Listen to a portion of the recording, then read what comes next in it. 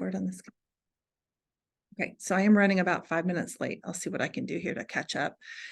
This is Proponents of Advanced Placement. Those of you who were with me last week, we did Opponents of Advanced Placement. And boy, did I blow the lid off College Board, right? So a lot of my students left last week kind of feeling, wow, why am I doing this? Why am I taking AP courses if this is so bad? Okay, and this is what we do in this class. Hi, Nora. I am recording this class, so just be aware of that. So a lot of students last week were like, Mrs. Hensel, what am I doing? Why am I doing all these AP courses? And this is what my counselor's telling me to do. And you're telling me, you know, and I said, there's a new book, Shortchanged, that really is putting College Board and the AP Advanced Placement Program in a negative light.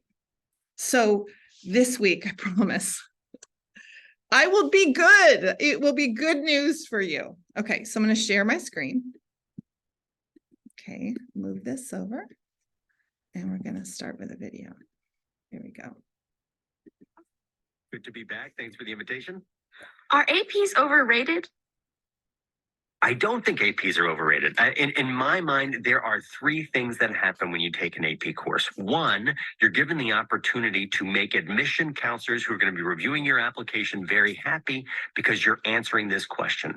Did you challenge yourself in high school? Two, it can earn you some course credit when you're all in good school. answers. And three, it could qualify you for better placement when you're actually matriculating into college to get into a more advanced course.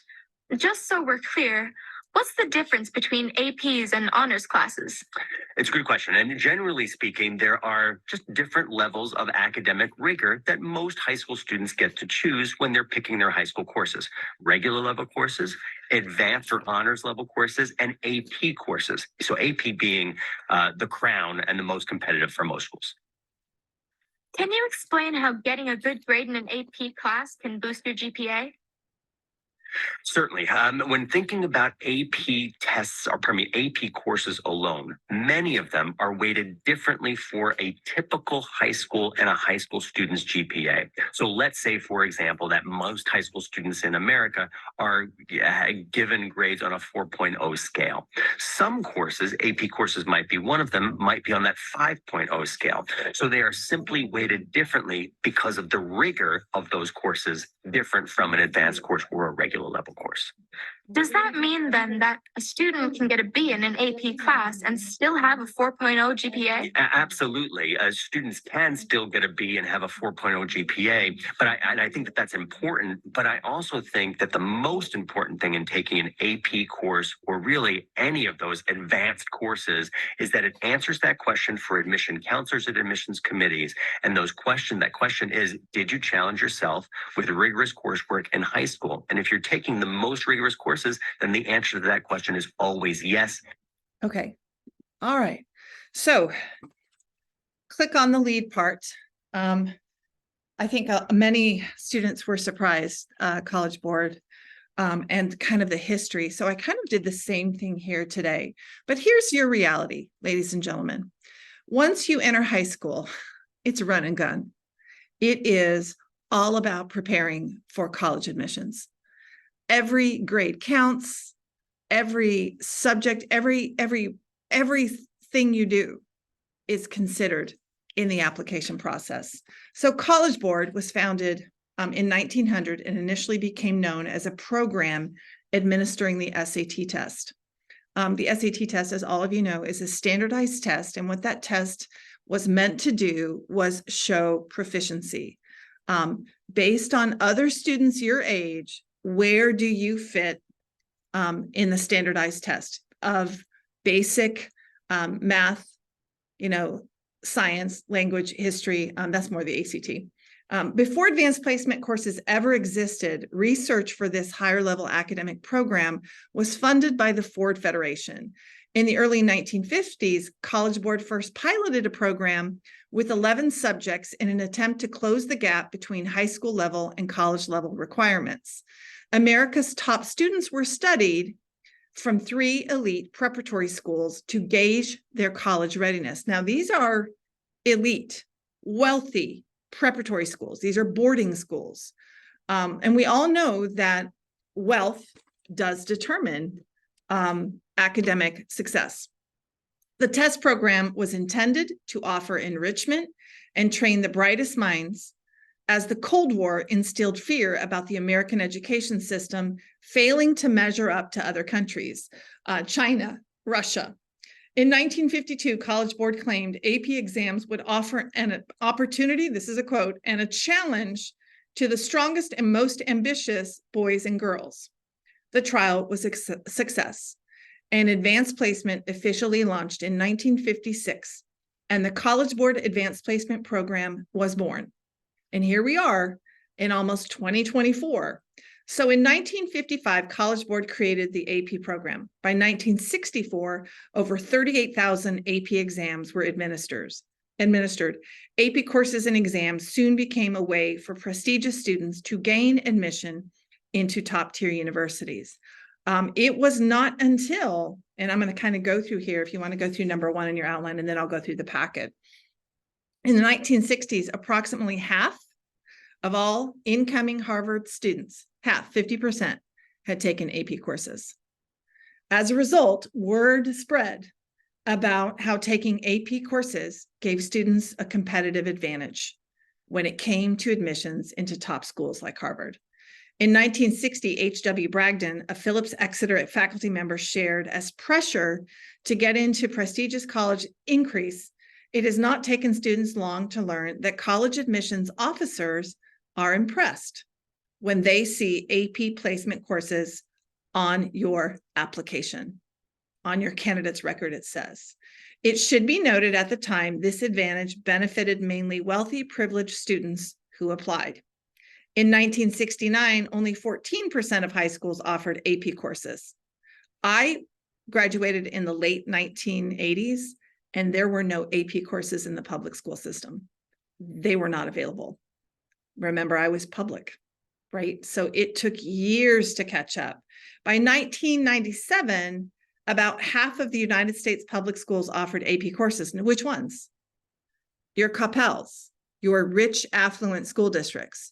Your lower income socioeconomic school districts today still don't have advanced placement programs in place.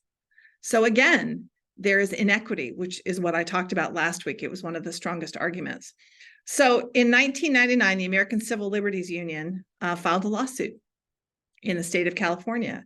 And thank goodness they did, because this increased access to AP programs in other public schools. In 2017, the number of students who took AP courses grew. 70% of high schools offered classes. 2.6 million students were taking them. Okay, so here's my issue. If everyone's taking them, right? So in the beginning, AP courses, were a way to give you a competitive edge. So ladies and gentlemen, how do you get a competitive edge when everyone's doing it? Right? The expectation is this is what college admissions are looking for. So last week I told you private schools and the wealthy elite ones are doing away with AP. They want to distinguish themselves from the masses, right? So they're adding in dual credit, international baccalaureate. Even College Board is coming up with their own IB kind of competition. So here's what's going on with AP. It's common. Everybody does it. So if millions of high school students are doing AP, how do you set yourself apart? Okay, so let's talk about that. Go through your article here. So in my class, they're color-coded. Why should you take an AP class? First of all, you all have strengths and weaknesses, yes? And I think at some point, taking an AP course, if something is killing you, like my employee told me the other day, she said I was taking an AP physics course and I dropped it. She goes, you know what? Science is not my thing. Physics, chemistry, not my thing. And I go, good. That's what you're supposed to do. You are supposed to take advanced placement courses in your level of interest, something that will challenge you where you need to be challenged. You know, if you're a great writer, Nora is, I'm just going to single her out today. She's really talented. I would say AP English all the way for you. AP, you know, what's the difference between AP and honors? I mean, you'd have to ask, and it would depend on the teacher. But I think that you have to challenge yourself in the subject that you really plan on having a career in. Not that you're supposed to know that yet. You are supposed to challenge yourself. Okay. So let's talk about AP. College Board offers 38 subjects. And I think I have a page here where I kind of gave you an example of all of the subjects. Okay, that's crazy. No one is telling high school students to take 38 AP subjects. I think if I remember correctly, I think it was one of the, I'll look at it on my outline here in a second. Stanford or Harvard said, the expectation is 14 to 16 AP classes in your high school career. And those 14 to 16 classes. So you have to measure, you know, taking 5 or 6 at a time, is that worth your time? And you're going to kill yourself because that's really, really intense. Okay, so the history is on page 2. So all of that is in here. I'm going to go to page, but I scroll down to, I like this blog. According to US News blog, and this is Jeannie Boren, and I did use her in your essay here. She is founder and president of College Connections. College Connections is a consulting company helping families navigate the college search process. So I'm going to just level with you. It's huge. I had a student who was my employee. She did get into Duke. Her family hired a college coach that cost her $20,000. I'm not going to lie to you. To get her into Duke. That was her number one. And they hired that college coach her junior year. And I was like, wow. They advised her on every single, you know, thing she was taking. Now she did graduate salutatorian. She was number 2 of her class. She was the hardest working student, like she deserved it. And her essays were incredible. So they're looking at the big picture in college admissions, but let's be clear. Let's address the elephant in the room, everybody. AP is expected. Okay, and that is actually the first argument on your outline. One of the biggest arguments for high school students to enroll in AP courses and take the subsequent end of the year exams is to gain a competitive edge in the college admissions process. So the most important part, according to her and this consulting company, is GPA in challenging high school curriculum. So you, as a high school student, feel this pressure to take AP courses because it's been done. And this has been the tradition and the avenue to top schools. For students aiming for the Ivy League, this is according to Crimson Education, another service assisting students to gain admission. So there are college coaches, there are college services, and you need to get them in your junior year to help you navigate them. A good target is to pass 10 to 14 AP classes. And when I say the exams, I don't mean a 3. And I know we talked about that last week. You know, 3, 4, and 5 is considered passing. I don't know any top school that accepts a 3. And they say that, and I can promise you it's not true. They want a 5. They don't want a 4. They don't want a 3. They want a 5. If you're going to take the AP course, if you're going to take the AP exam, and you want to show that you have mastered the course, you need to get a 5. Bottom line, I'm just going to be real with you. School counselors and outside firms advise high school students to invest their time in taking AP courses to remain competitive with other college applicants. It's the only way you stand out. And that's your reality. So yes, you are stuck taking AP courses. So if you have a track record of taking multiple AP courses, and you have made high scores on AP exams, it demonstrates to a college admissions counselor your dedication and willingness to go above and beyond to challenge yourself academically. And that's how it was set up. That was the intention of its inception from the beginning. AP courses are more rigorous, time-consuming, and challenging compared to a traditional high school class. So a student not only shows commitment and a willingness to challenge themselves, I think you learn something along the way. I think you develop study habits. Boy, last week I told you it's really impacted cheating. I've never seen cheating at this level. And I think AP courses, unfortunately, because they're so rigorous, because they're so time consuming, and I'm talking top kids at Coppell in our school district here, which is an elite school. Even private schools have a reputation for cheating because they justify it's the only way they can balance the incredible workload. I'm not saying all kids do, I'm saying a lot. Okay. AP courses maybe teach you to buckle down, prioritize. They definitely teach you time management, study habits. And doesn't this set you up for college? So AP courses were always intended to bridge the gap between high school and college. They were college readiness preparation courses. Yale says this: we only expect you to take advantage of AP courses if your high school provides them. What this really means, you better take them if your high school provides them. Can we all agree? All right. High scores in specific fields of study. Okay, so if you're pre-med, they're going to look at your science scores. They're going to look at your AP biology, your AP physics, your AP chemistry. If you're looking at getting into a business school, they're going to look at your AP scores in business. So that's going to be reflective.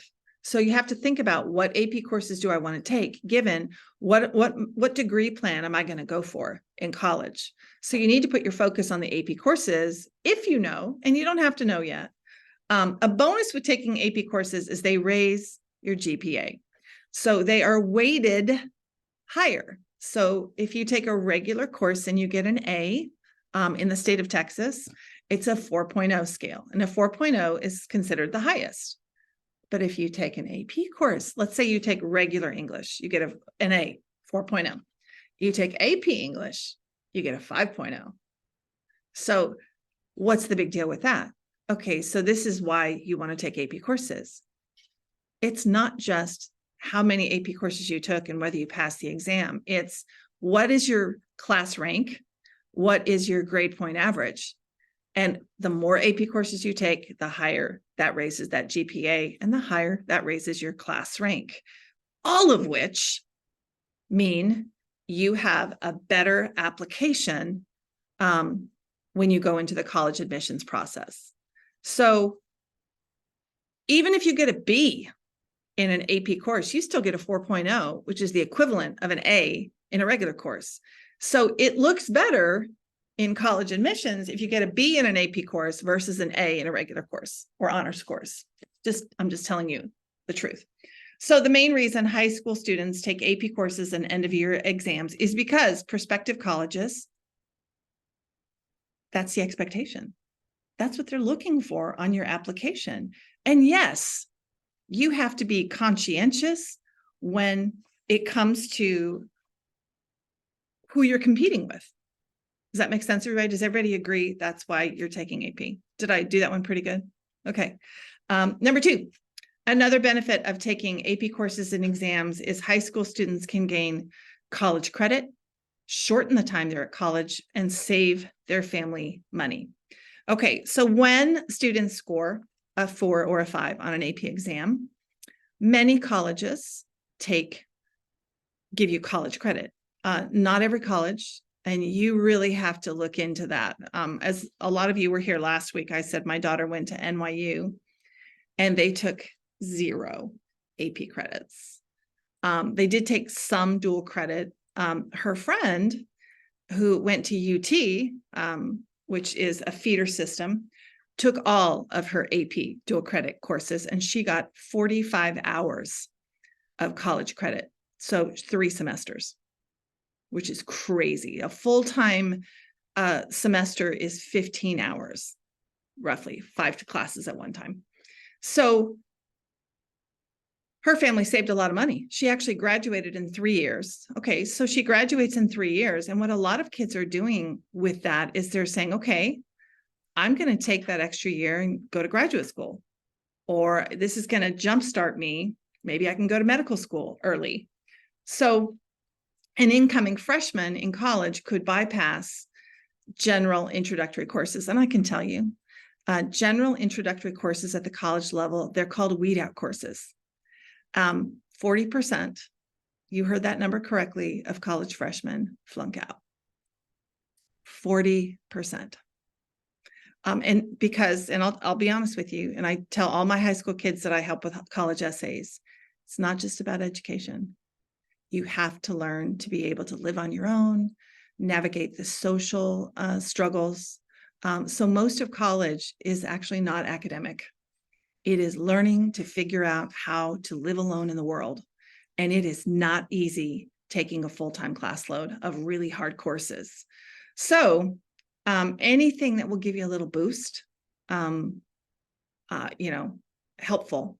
My son graduated valedictorian of his high school class. And if you don't know that, in the state of Texas, if you're a valedictorian, you get your first year free at a Texas school.